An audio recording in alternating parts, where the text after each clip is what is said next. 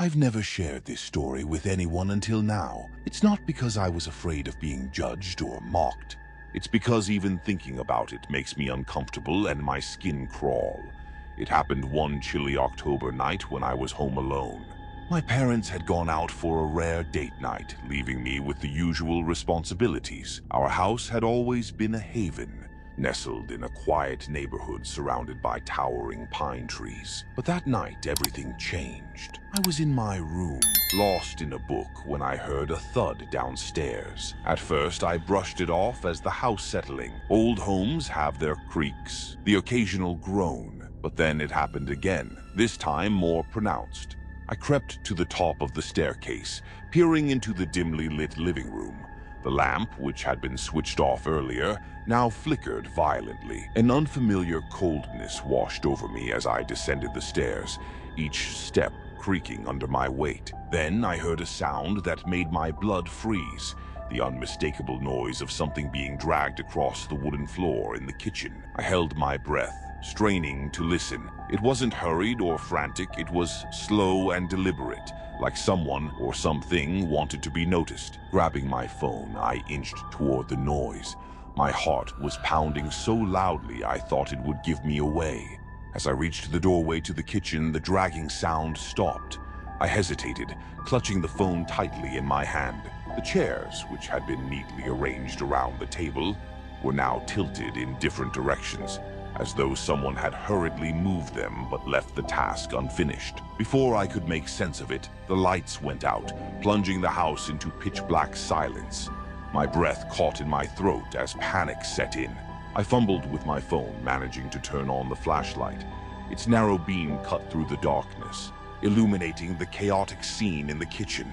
Then I saw it. A shadowy figure stood by the back door, its outline barely distinguishable from the darkness. It didn't move, it just stood there, as if it was waiting. My mouth went dry. Summoning every ounce of courage I could muster, I shouted, "Who's there?" My voice cracked, betraying the fear I was trying so hard to suppress. There was no response.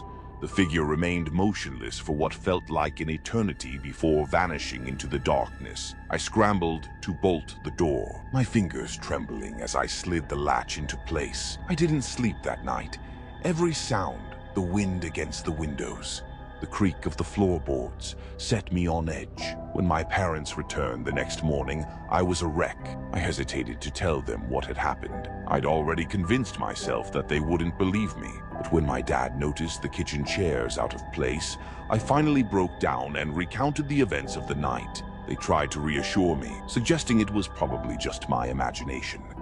Maybe I'd fallen asleep while reading and dreamed it all. For a while I tried to believe that, but the uneasiness lingered, an unshakable sense of dread that something wasn't right. Weeks passed without incident, and I started to convince myself that it really had been my mind playing tricks on me. Then one afternoon, I overheard a conversation between my parents and an older neighbor, Mrs. Carpenter. She was reminiscing about the previous owners of the house, a couple who had vanished without a trace nearly 2 decades earlier. "No one knows what happened to them," she said, her voice tinged with a mix of curiosity and fear. "One day they were here, and the next, they were gone. The police never found a single clue."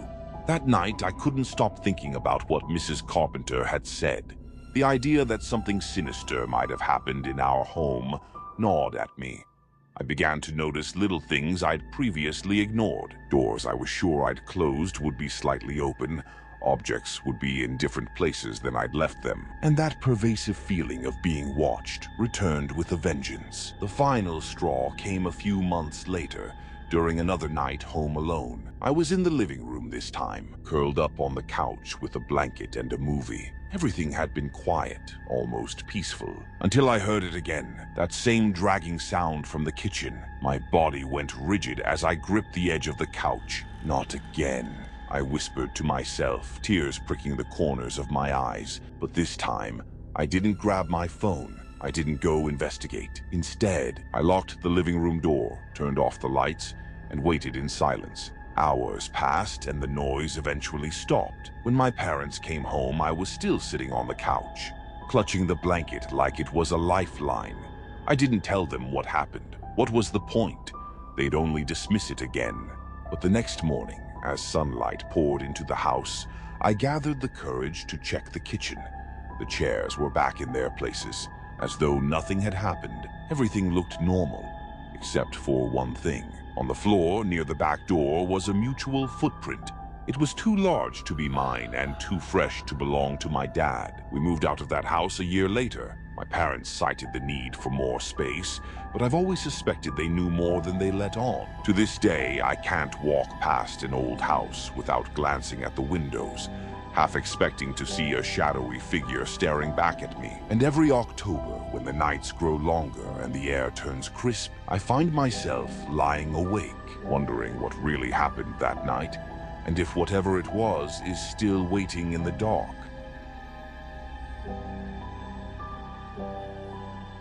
Love what you see? Then subscribe us and hit the bell icon to keep up to date, and make sure you like the video. If you have a real horror story that you want to share, please email it to us. Our email is as follows: official@gmail.com.